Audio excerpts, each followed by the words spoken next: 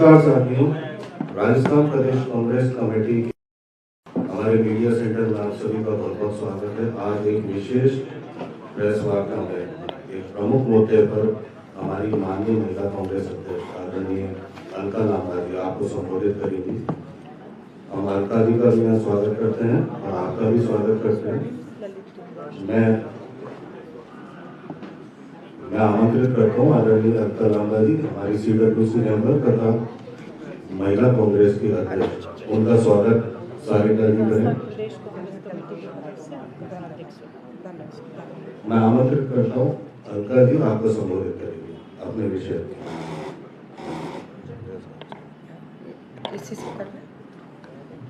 आप सभी पत्रकार साथियों को मेरा नमस्कार।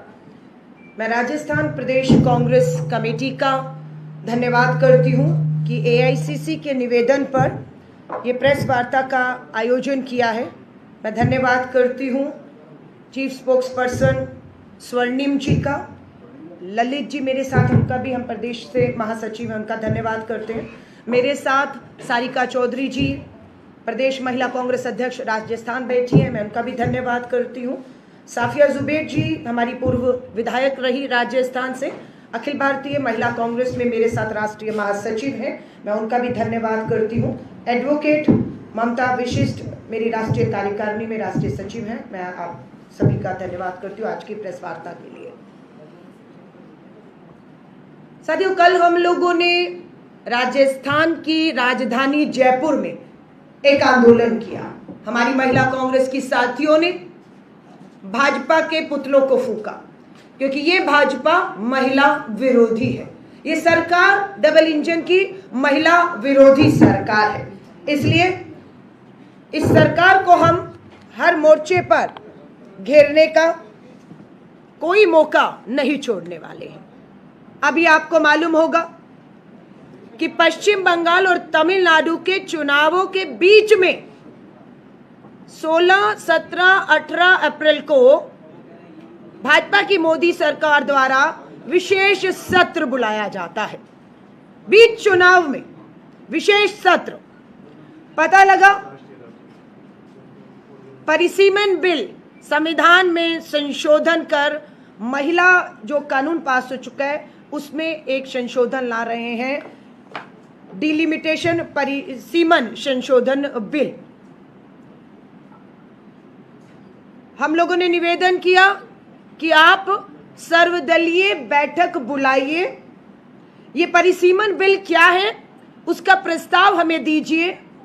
हम सर्वदलीय बैठक में सरकार के साथ पूरा विपक्ष बैठकर चर्चा करेगा, लेकिन किसी तरह का कोई भी प्रस्ताव इस विशेष सत्र को बुलाए जाने से पहले हमें नहीं सौंपा गया। नहीं मालूम सरकार की मंशा क्या है। हमने ये भी कहा कि बंगाल और तमिलनाडु में 23 अप्रैल को और 29 अप्रैल को वोट होना है। वहां के सांसद चुनाव में व्यस्त हैं, उनकी भी आवाज लोकतंत्र में सुनी जानी चाहिए। तो आप इस विशेष सत्र को बुलाने की बजाय आप 29 अप्रैल के बाद, जब वोट दोनों राज्यों में पूरा हो जाएगा, आप कभी भी बुला लीजिए, 1 मई 2 मई को। और वरना जुलाई में मानसून सत्र भी आ रहा है, पूरा व्यापक चर्चा हो जाएगी।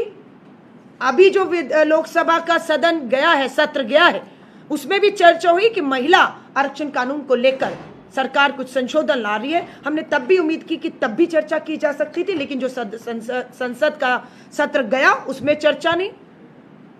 बीच में विशेष सत्र मात्र सोनिया गांधी जी ने द हिंदू में अंग्रेजी और हिंदी में आर्टिकल लिखा है, बहस का मुद्दा डिलिमिटेशन है, महिला आरक्षण नहीं। महिला आरक्षण पे कोई बहस नहीं हो सकती। महिला आरक्षण कानून सर्वसहमति से नारी शक्ति वंदन अधिनियम 2023 सितंबर में सबने मिलकर पास करा दिया, कानून बन चुका है, संविधान में दर्ज हो चुका है मेरी आदि आबादी का हक और अधिकार। जब 2023 में ये लेकर आए थे, आज से लगभग 30 महीने पहले, तब भी हमने इनको कहा कि आप इस आरक्षण को सबने हमने पास करा दिया, इसका नोटिफिकेशन कर दीजिए, अधिसूचना जारी कर दीजिए। इन्होंने नहीं किया, क्योंकि ये महिला विरोधी सरकार है, इन्होंने नहीं किया।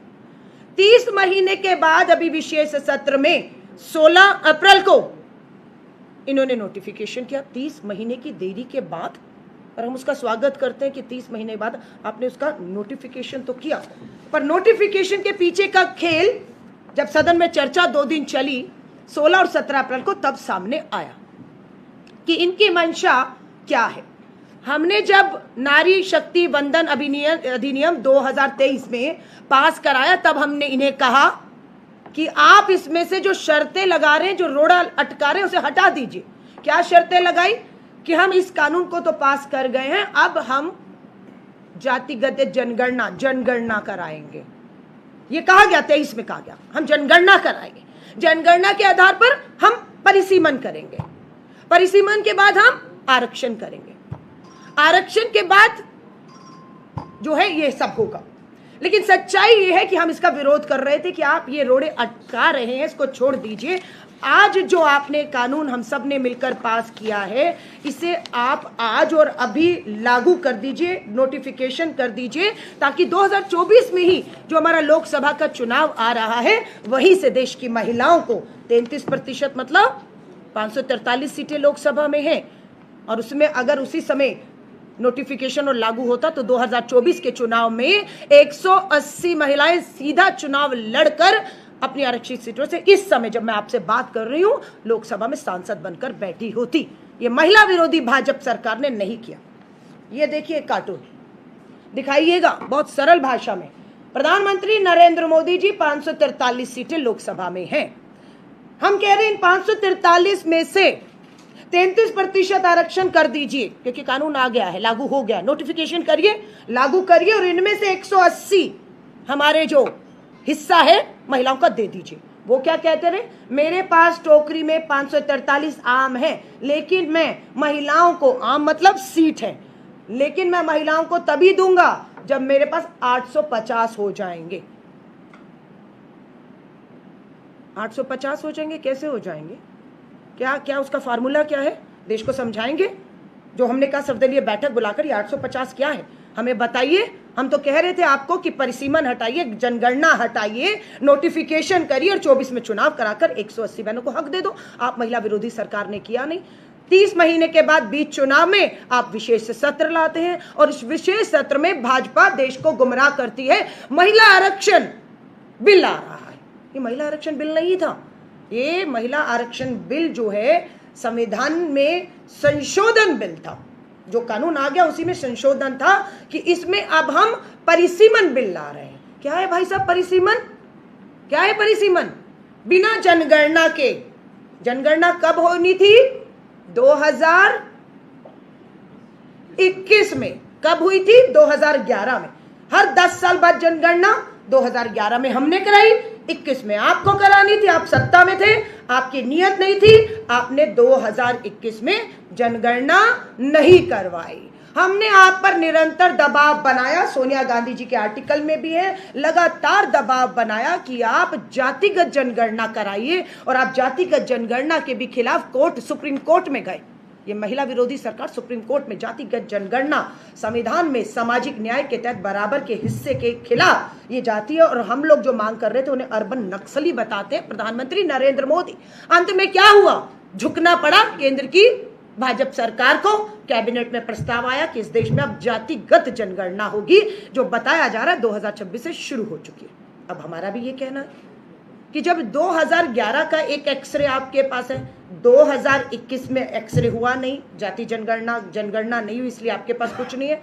अब हम इलाज करने जा रहे हैं, तो इलाज के लिए कौन सा एक्सरे काम में सामने रखकर इलाज शुरू करना चाहिए, ऑपरेशन शुरू करना चाहिए या दवाएं, वो 2011 का होना चाहिए, 26 का।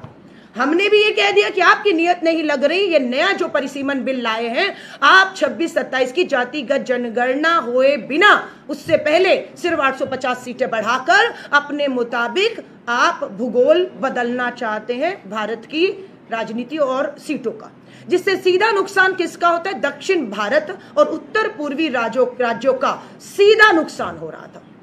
तो ये लोकतंत्र में ये नहीं चलेगा, तानाशाहियां नहीं चलेंगी। और अभी ये 12 साल में पहली बार हुआ कि संविधान विरोधी, महिला विरोधी सरकार को 12 साल में पहली बार पूर्ण बहुमत की सरकार अपने आप को बताते हैं। हमारे मुताबिक उनके पास बहुमत नहीं है और वो हमने दिखा दिया कि औंधे मुंह आकर इनका परिसीमन बिल हमने गिरा दिया। हमारी मांग दोबारा खड़ी है। पहली मांग हम क्या कर रहे हैं, ये जो 543 सीटें हैं उसी में आज और अभी 33% देकर 180 महिलाओं के लिए सीट आरक्षित कीजिए और उसे तुरंत प्रभाव से नोटिफिकेशन हो चुका है लागू कर दीजिए। ये हमारी पहली मांग है। दूसरी हमारी मांग है कि SC ST बहनों के साथ अति पिछड़ा वर्ग की OBC बहनों को वंचित क्यों रखा जाए, उसकी हिस्सा चोरी हम भाजपा महिला विरोधी सरकार को नहीं करने देंगे। तो दो मांगे हैं। आज जो सीटें हैं उसी में 133%, उसमें 33% कीजिए, महिलाओं को हक दीजिए। दूसरा, हम ये कह रहे हैं कि आप कह रहे हैं देर हो जाएगी, पहले ही बहुत देर हो चुकी है, तो हम आपसे दोबारा सवाल पूछ रहे हैं। चुनाव तो 29 में होना है ना, चुनाव 29 में होना है और ये भी तय है कि 26-27 में जातिगत जनगणना हो जाएगी, नया एक्सरे देश के सामने आ जाएगा। तो आप उसे आधार क्यों नहीं बनाना चाहते?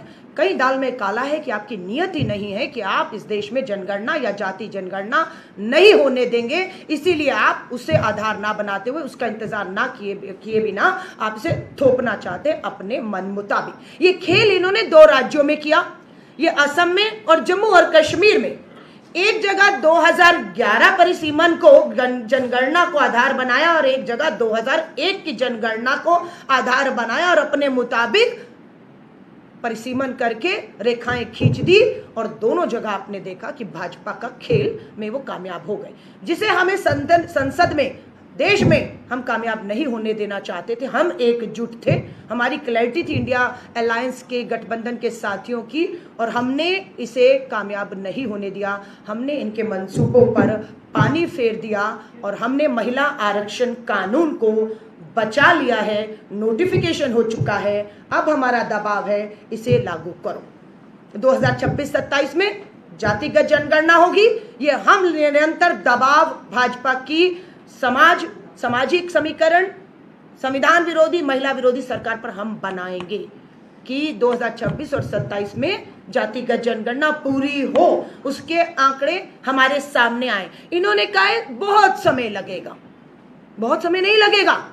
बिहार और तेलंगाना 2 राज्य उदाहरण हैं जहां मात्र 6 महीने के अंदर बेहतरीन साइंटिफिक तरीकों से, सर्व सहमतियों से, सबसे चर्चा करके बिहार और तेलंगाना में जातिगत जनगणना कराई गई और उसके आधार पर जो परिसीमन हुए तो वहां पर हर वर्ग के साथ न्याय हुआ और कोई आवाज नहीं उठी। ये कहते हैं हम महिला विरोधी, जो हम पर उंगली उठाते हैं हम महिला विरोधी हैं, उन्हें हम आईना दिखाना चाहते हैं। राजीव गांधी जी 1989 में देश के प्रधानमंत्री थे और तब वो पहली बार चर्चा में सदन में, लोकसभा, राज्यसभाओं में लाए कि महिलाओं को उनका अधिकार मिलना चाहिए और स्थानीय निकायों से उन्होंने शुरुआत की और स्थानीय निकायों में महिलाओं को 33% महिला आरक्षण 73, 74 संविधान संशोधन लेकर आए, जिसका आज ये हमारे पास परिणाम नतीजा है कि 40% भागीदारी हो गई अब 33 से, और कम से कम नहीं तो 15 लाख बहनें आज चुनी हुई इस देश में जनप्रतिनिधि हैं। वो प्रधान है, पंच है, सरपंच है, पार्षद है, वो मेयर है। ये कांग्रेस की ही सोच है और संघर्ष था कि 1992 में हम संविधान संशोधन करते हैं, महिलाओं को स्थानीय निकाय में जो है कानून लेकर आते हैं। 92 में नियत थी, इसलिए 93 में विद इन अ ईयर, 1 साल के भीतर हमने इसको लागू भी कर दिया था। इनकी नियत होती तो ये 23 में जो पास करके भाग लिए और आज ढोंग कर रहे हैं और आज खास सत्र बुलाकर अपनी एजेंडे को परिसीमन के मुताबिक अपनी सीटों को बनाना चाहते हैं, उस पर हमने इन्हें फेल करके संवैधानिक हक को बचाया। श्री राहुल गांधी जी का पत्र है जुलाई 16, 2018 का। 2014 में भाजपा की मोदी सरकार को पूर्ण बहुमत मिला, हम सरकार में थे। 2010 में कांग्रेस की यूपीए सरकार सोनिया गांधी जी यूपीए की चेयरपर्सन, डॉक्टर मनमोहन सिंह जी जो अब हमारे बीच में नहीं रहे, वो प्रधानमंत्री थे, और 2010 में हमारे पास बहुमत था राज्यसभा में, हमने राज्यसभा में महिला आरक्षण कानून को पास करा दिया। लेकिन जब लोकसभा में कांग्रेस के पास अपने दम पर पूर्ण बहुमत नहीं था, लोकतंत्र है, तानाशाहियों से काम नहीं होता, सहमतियां बनाने में समय लगा और हमारा कार्यकाल पूरा हो गया और 14 में भाजपा की पूर्ण बहुमत की सरकार आगे लगा, 14 में अब तो आ गया। हम निरंतर पत्र लिखते रहे, ये एक पत्र की कॉपी 2016 की मैं लेकर आई हूं कि 14 में जब इन्हें बहुमत मिला तो हमने पत्र लिखा श्री राहुल गांधी जी ने कि 10 में राज्यसभा में पारित हो गया है, 14 में अब आप आ गए हैं, तुरंत पहला सत्र आप महिला आरक्षण कानून जो राज्यसभा में या लोकसभा में पारित करके महिलाओं को हक दे दीजिए। इन्होंने 14 में नहीं दिया, 15 में नहीं दिया, 16 का ये राहुल गांधी जी का पत्र कि पूरा विपक्ष, कांग्रेस, प्रधानमंत्री मोदी जी आपने वायदा किया 2014 के चुनाव में महिलाओं को हक देंगे, हम खड़े हैं। 4 पत्र लिखे राहुल गांधी जी ने, एक कॉपी अभी मैं प्रिंट निकाल पाई इसलिए आपके पास लेकर आई हूं, वरना आपके पास राहुल जी के ये पत्र हैं, बिल्कुल मुझे मालूम है पत्रकार साथियों पर। लेकिन 18 का ये पत्र जो है, 16 का 18 का पत्र, इसमें नहीं मांगा गया।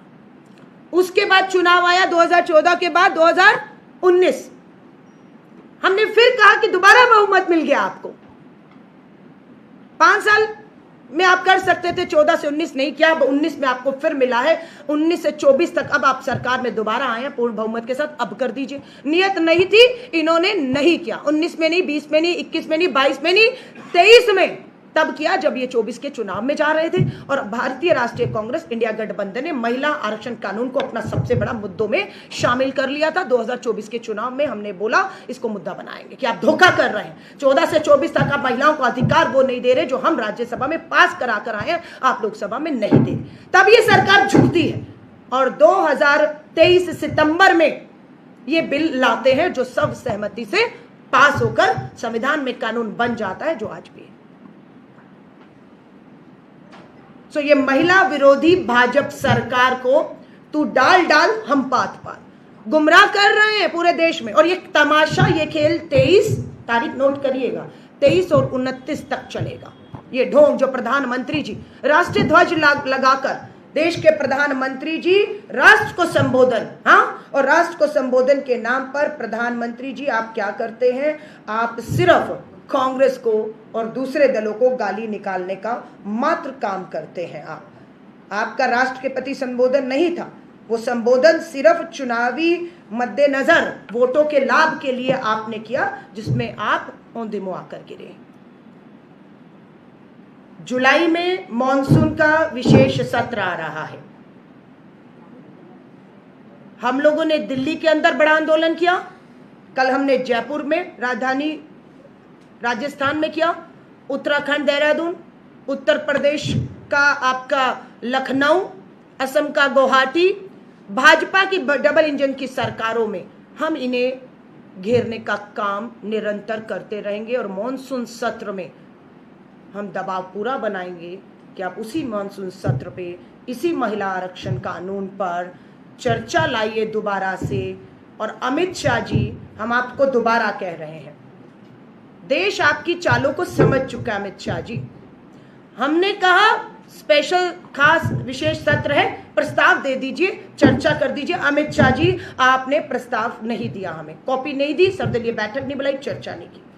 2 दिन 16 और 17 को ध्यान से सुनिएगा, सदन में चर्चा चल रही है।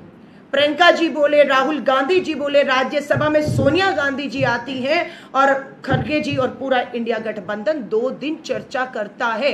जिस दिन वोट होना था 17 तारीख को, वोटिंग से अपने भाषण में, अंतिम भाषण में, वोटिंग से पहले अमित शाह जी कहते हैं मुझे 1 घंटे का समय दे दीजिए। क्या ड्रामा है, क्या नौटंकी है। विशेष सत्र आपने बुलाया, प्रस्ताव आपने तैयार किया, कॉपी तो हमारे पास थी नहीं, हमें पता ही नहीं था। 2 दिन की चर्चा खत्म हो गई, आपका भाषण हो रहा है, आप हमसे कह रहे हैं 1 घंटे का समय दीजिए। ये जो प्रस्ताव की कॉपी है उसमें मैं 50% वाला फार्मूला जोड़ कर आता हूं। आपकी नीयत ही नहीं थी, आप चाहते ही नहीं थे, आप सिर्फ एक बड़ा तमाशा बीच चुनाव में खड़ा करना चाहते थे। मुद्दों से भटका कर आप सोच रहे थे देश को गुमराह करके कांग्रेस को महिला विरोधी सरकार आप साबित कर पाएंगे। उल्टा पड़ रहा है आपको। कल देखा पूरी मैंने जयपुर के अंदर, मेन रोड, सड़क के बीच को ब्लॉक किया हुआ था, सड़क है मेन, उसको ब्लॉक किया हुआ है, वहां पर टेंट लगा हुआ है, मुख्यमंत्री आए हुए हैं, सरकारी बसों में महिलाओं को भर भर कर लाया गया और नारी बंधन के नाम पर नहीं बताया गया कि ये महिला आरक्षण कानून आज और अभी लागू क्यों नहीं हो सकता है, क्यों नहीं हो सकता है, ये नहीं बता रहे। लेकिन पूरा तमाशा था कि कांग्रेस को मात्र बदनाम करो कि कांग्रेस ये नहीं चाहती है। ये भी तस्वीर है क्यों नहीं चाहती, क्यों नहीं चाहती देना, ये भी एक सच्चाई है। किसी ने व्यंग किया है, women reservation bill drafting committee, कौन है इसमें?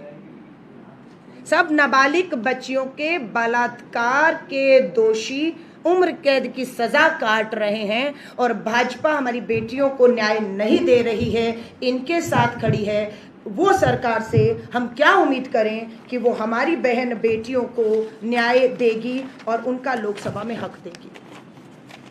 नाम पढ़ रही हूं, नारी शक्ति वंदन अधिनियम भाजपा की नजर में क्या है? ये नारी शक्ति वंदन करेंगे ये भाजपाइयों, नाम सुनिएगा। कुलदीप सिंह सेंगर, भाजपा का पूर्व विधायक, नाबालिग बेटी के बलात्कार का दोषी, उम्र कैद की सजा। बेटी के साथ नहीं खड़ी रही सरकार, अभी हाईकोर्ट से उसको बाहर रिहा करने के आदेश हुए, जिसके सुप्रीम कोर्ट ने पलट दिया। हंसराज इस समय हिमाचल में भाजपा का विधायक है, सिटिंग, पोक्सो में नाबालिग बच्ची के बलात्कार में चार्जशीट हुआ है। हाथरस का केस आपको मालूम है। अंकिता भंडारी उत्तराखंड आपको मालूम है। प्रज्वल रेवन्ना मास रेपिस्ट, प्रधानमंत्री नरेंद्र मोदी जी वोट मांग रहे थे कर्नाटक में, आपको मालूम है। ब्रजभूषण शरण पूर्व सांसद भाजपा का, हमारी पहलवान बेटियों के ऊपर यौन उत्पीड़न के गंभीर आरोप और एफआईआर उस पे होती है। बीएचयू में पढ़ने वाली बच्चियों के साथ सामूहिक बलात्कार करने वाले कोई और नहीं, भाजपा आईटी सेल के थे, जिन्हें बेल मिल गई, जिनको बेल दिलवाने का काम भाजपा की सरकार ने किया है। मणिपुर आज भी जल रहा है, जिस मणिपुर में भाजपा की डबल इंजन की सरकार में आदिवासी बेटियों को थाने से घसीटकर बाहर लाकर सामूहिक बलात्कार किया जाता है, आज तक उन्हें न्याय नहीं। गुजरात की बेटी बिल्किस बानो के 11 सामूहिक बलात्कारियों को रिहा करने का काम ये लोग करते हैं। आपका उसके बाद एप्स्टीन फाइल, हरदीप पुरी जी कहाँ है? ये खड़े हुए हैं, ये कौन है? एप्स्टीन। ये कौन है? अमेरिका। नाम आया एप्स्टीन फाइल में, कौन था एप्स्टीन सबको मालूम है। ये करेंगे नारी शक्ति वंदन। ये तमाशे अब नहीं होंगे। ये 2010 में जब हम राज्यसभा में, तब 2010 में योगी आदित्यनाथ जी लोकसभा के सांसद थे, कांग्रेस लाई थी 2010 में राज्यसभा में ये बिल, जिसे लोकसभा में गिराने में भाजपा के एक एक बड़े बड़े सांसद का हाथ था। उन्होंने उस समय हमारा साथ दिया होता भाजपा ने, तो शायद ये बिल 2010 में राज्यसभा के साथ साथ हम लोकसभा में करवा गए होते। लेकिन ये आर्टिकल और वीडियो भी आज हमने शेयर किया है हमारे नेता जयराम रमेश जी ने। सुनिएगा कि 2010 में भाजपा विरोध में खड़ी थी। 73-74 अमेंडमेंट, जो पुराने पत्रकार हैं वो देख सकते हैं कि जब हम 73-74 पंचायती राज में लेकर आए थे, तब भी विरोध कर रहे थे। तब भाजपा के 5 बड़े नेता, जिसमें अटल जी, अडवाणी जी शामिल थे, उन्होंने विरोध किया था सबसे पहले जब हम इसको पास कर रहे थे। लेकिन हमारे पास, राजीव जी के पास 403 सीटों का पूर्ण बहुमत से भी आज तक का इतिहास कोई तोड़ नहीं पाया उनका रिकॉर्ड, इसलिए हम उसको कर पाए थे। 15 लाख पहले पंच और सरपंच हैं। तो हम आपको यही कह रहे हैं कि भारतीय राष्ट्रीय कांग्रेस और महिला कांग्रेस पूरे देश में जाएगी, दबाव बनाएंगे। ये जो नारी शक्ति वंदन अधिनियम 2023 हुआ है, हमने पास कराया है, ये विधानसभाओं के साथ, लोकसभा के साथ विधानसभाओं पर भी लागू होता है। ये दोनों के लिए कानून बना है और लागू होना है। 2027 नोट करिएगा, चुनौती दे रहे हैं हम, महिला विरोधी है ना, तो भाजपाइयों को, भाजपा की सरकार, मोदी जी को, अमित शाह जी को, उत्तर प्रदेश के मुख्यमंत्री योगी आदित्यनाथ को, उत्तराखंड के भाजपा के मुख्यमंत्री को, गोवा में मुख्यमंत्री को चुनौती दे रहे हैं। आ गया आपका 27 में विधानसभा चुनाव। उत्तर प्रदेश देश का सबसे बड़ा राज्य, 403 सीटें हैं। कानून पास हो चुका है, नोटिफिकेशन हो चुका है। आगे आओ और लागू कर दो। अगर इनकी नीयत है और ये लागू होगा जिसका समर्थन हम करेंगे, तो आप देखिएगा 2027 के इन राज्यों के चुनाव में महिला आरक्षित सीटें होकर पहला चुनाव होने वाले ये 4 राज्य बनेंगे। लेकिन भाजपा होने नहीं देगी और ये नहीं होगा क्योंकि इनकी नीयत नहीं है।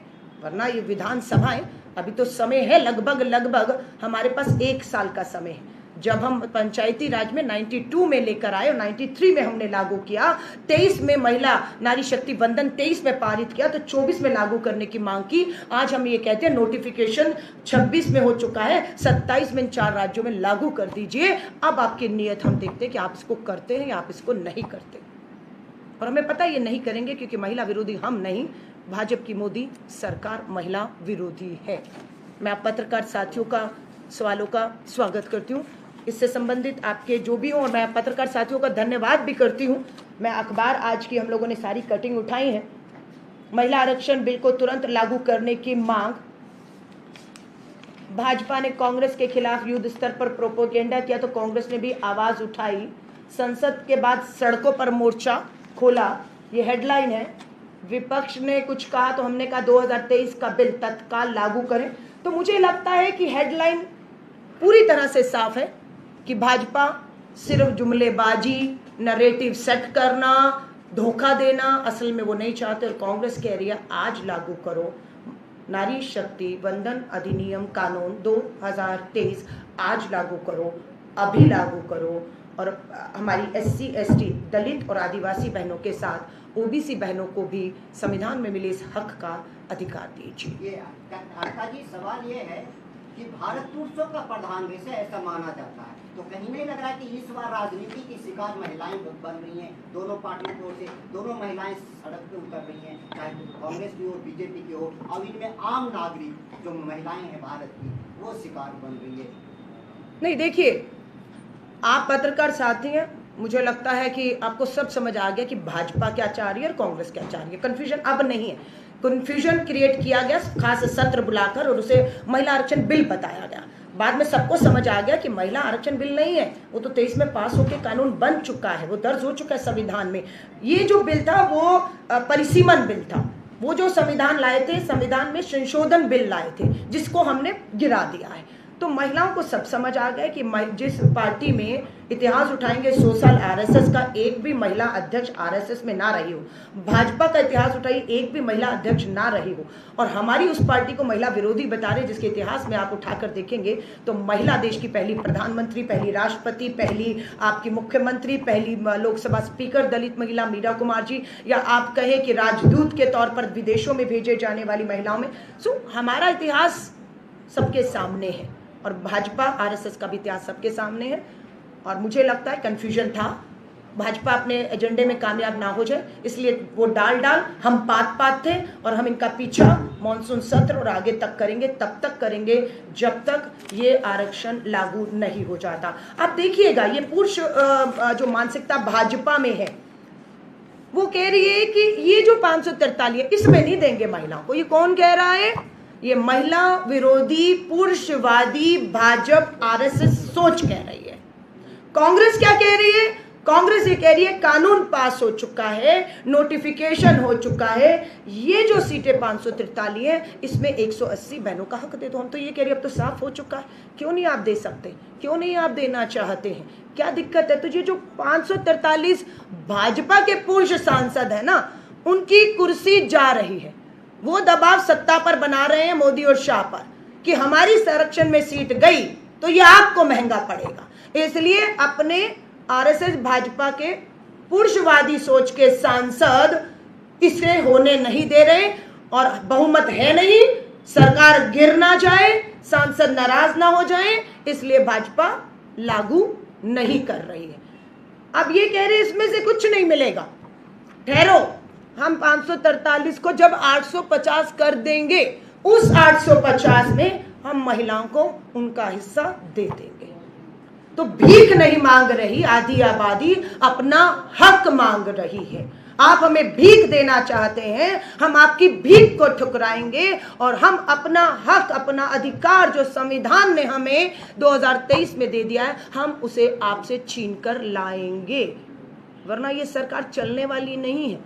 हम पूरे देश की आबादी को सड़कों पर लाने का काम करेंगे। महिला कांग्रेस की खुद 6 लाख हमारी ऑनलाइन सदस्य हैं। पूरे देश में अब आंदोलन होगा, सड़कों पर आप भी आइए। हमें मालूम है सरकार, आपकी पुलिस, आपका प्रशासन, आपका कल हम इसी ऑफिस से जब हमने बाहर एक आंदोलन प्रोटेस्ट जो लोकतांत्रिक अधिकार है करने की कोशिश की, दोनों तरफ 10-10, 12 फुट के बैरिकेटिंग लगा दिए, पुलिस को दोनों तरफ खड़ा कर दिया और हमें कार्यालय से ना इधर जाने दिया ना उधर जाने दिया। आप पत्रकार साथी थे, तो उनको क्या लगता है कि ये आवाज दब जाएगी?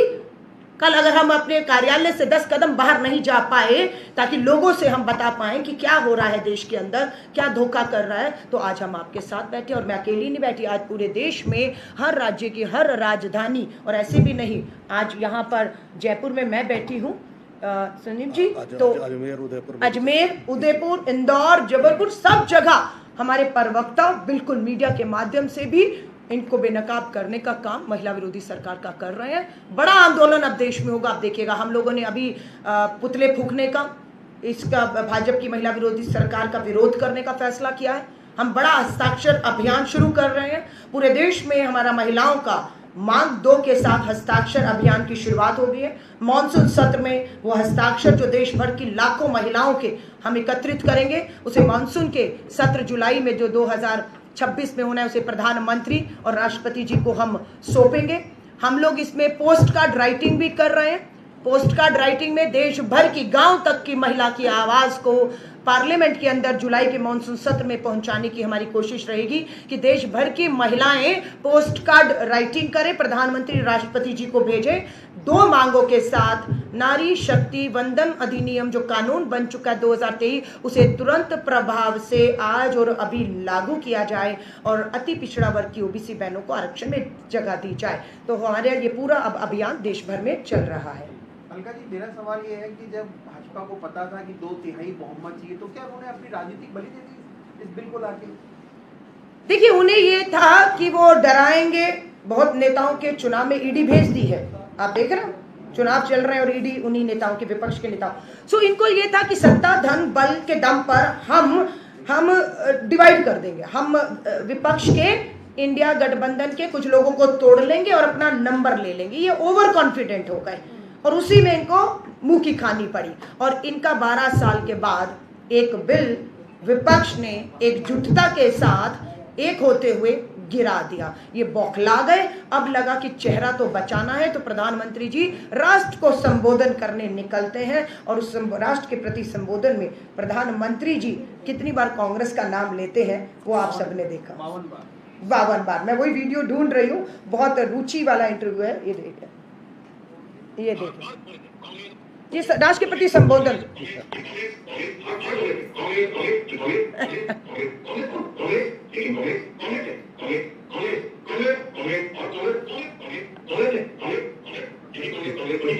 के बाद भी मैं आपका समय व्यर्थ नहीं करूंगी। मैं, ये राष्ट्र के प्रति संबोधन था। राष्ट्र ध्वज लगाकर राष्ट्र के प्रति संबोधन में आप राजनीतिक भाषण देते, चुनौती देते हैं प्रधानमंत्री जी।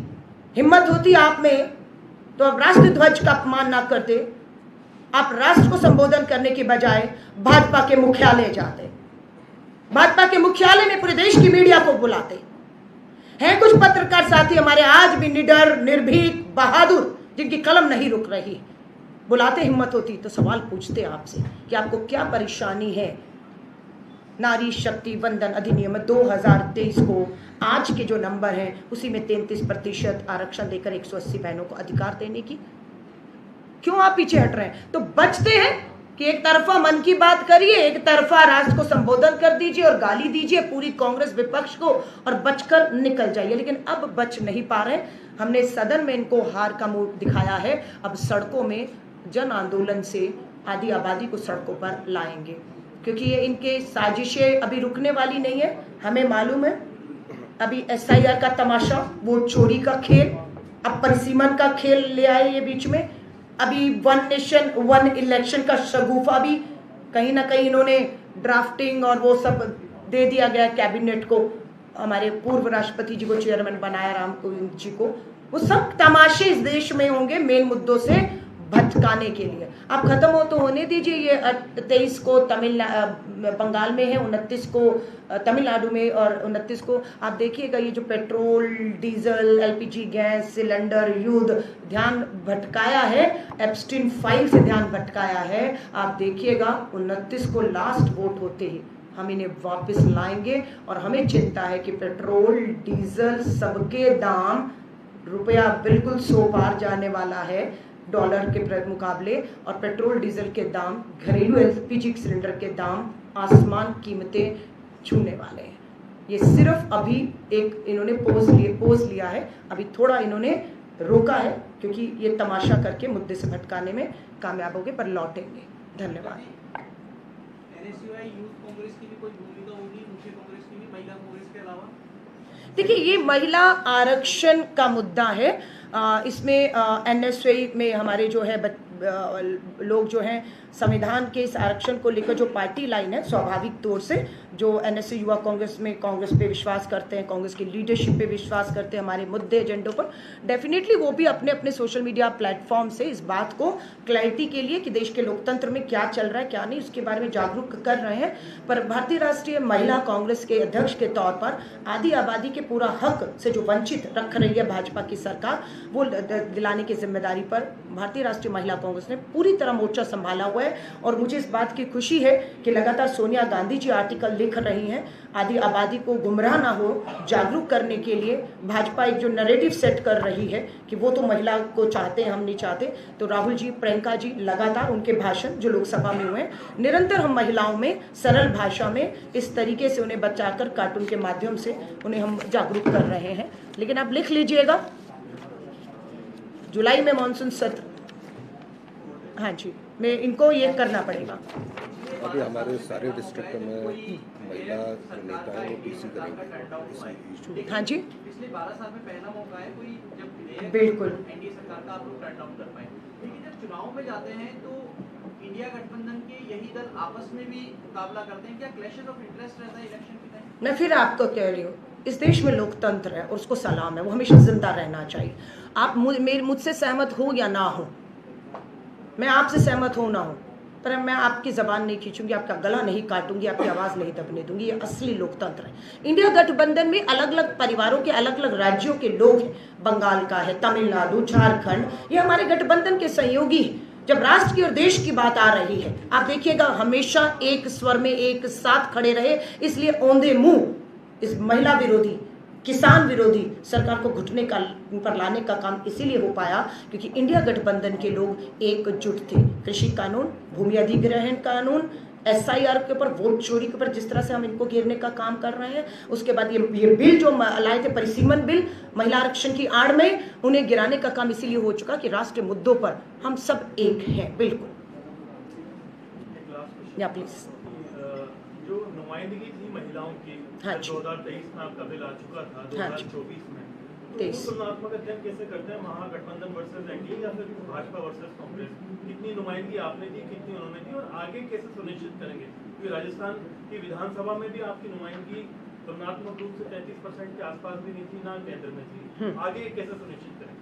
आपने बहुत अच्छा सवाल किया। आज हम लोगों ने देखा कि देश भर की विधानसभाओं में महिलाओं की हिस्सेदारी कितनी है, तो पता लगा मात्र 9%। देश की हर विधानसभा में देखें तो 9% है, जो हम 33 की मांग कर रहे हैं। जब हमने लोकसभा को देखा, राज्यसभा को देखा, तो हमने देखा महिलाओं की भागीदारी उसमें बढ़ती है, पर 15% पे आकर फिर रुक जाती है।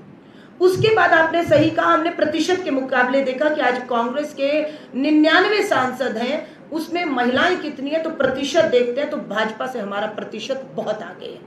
टीएमसी हमारा समाजवादी का सबसे आगे, और भाजपा कुल सीटें कितनी है, पुरुषों कितने विधायक है, उसमें महिला विधायकों प्रतिशत में भाजपा सबसे निचले पायदान पे खड़ी हुई है। आज भी हम वही कह रहे हैं कि ये 543 में भाजपा नहीं देना चाहती है, इसलिए प्रतिशत उनका गिरा हुआ क्योंकि उनकी सोच इस तरीके से है। लेकिन मुझे पूरा विश्वास है 33% हम इसलिए मांग रहे हैं कि जो 14 और 15% हमारा आज है वो आरक्षित सीटों से नहीं है, वो हमारी महिलाएं उसी सीटों पर जमी रहेंगी। मैं उदाहरण दे रही हूँ, कुमारी शैलजा जी हमारी हरियाणा से सांसद जीत कर आई 1 बार 2 बार 3 बार और वो मंत्री भी रही। मैंने उनसे पूछा, शैलजा जी आपकी सीट अगर महिला आरक्षित ना हुई, तो उन्होंने कहा मुझे क्या जरूरत है, अगर नहीं हुई तो क्या मैं नहीं लड़ सकती हूँ, लड़ूंगी और मैं वहीं से लड़ूंगी। जब ये सब महिलाएं ये कहती हैं हम गैर महिला आरक्षित सीटों से लड़ेंगी, क्योंकि हमारी अगर नहीं हुई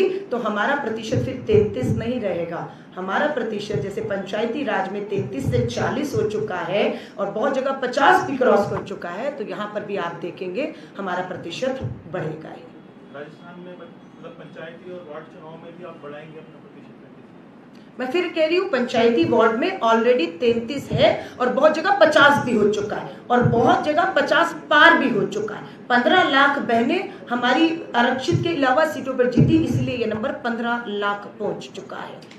और अगर आप मेरे से बात करते हैं कि लोग कहते हैं महिला विरोधी है, तो इस भाजपा आरएसएस को बताइएगा, हमें मालूम था ये बिल 10 साल से रोका हुआ है, भाजपा ने नहीं करने देगी, तो लोगों ने कहा आप कानून का इंतजार क्यों करते हैं, पार्टी क्यों नहीं अपनी पार्टी के भीतर आरक्षण करके महिलाओं को हक दे देती। मुझे इस बात की खुशी और गर्व है कि देश के इतिहास में आज तक एक अकेली पार्टी है जिसका नाम है कांग्रेस, जिसके नेता का नाम है प्रियंका गांधी, जो यूपी जैसे राज्य की प्रभारी बनती है, तो पार्टी विद इन पार्टी जो है वो महिलाओं के लिए 40% आरक्षण की घोषणा करके 150 महिलाओं को चुनावी मैदान विधानसभा में खड़ा कर देती है, इस उम्मीद के साथ कि कहा जा रहा था पार्टी के अंदर कोई पहल नहीं कर रहा क्योंकि कोई देना ही नहीं चाहता, कानून कभी आएगा नहीं। तो प्रियंका जी ने कहा कि मैंने पहल कर दी है।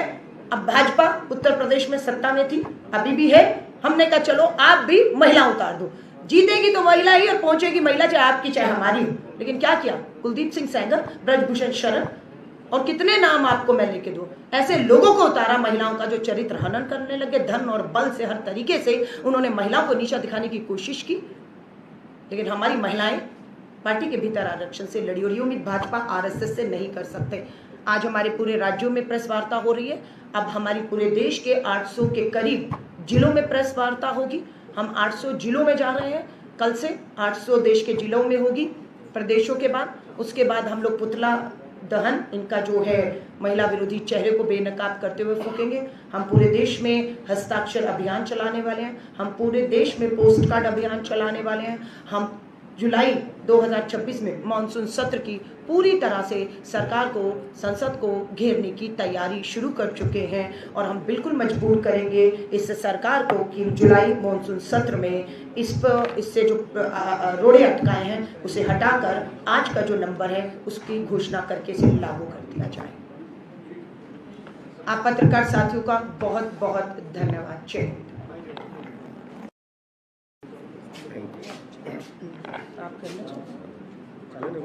आप चाहे तो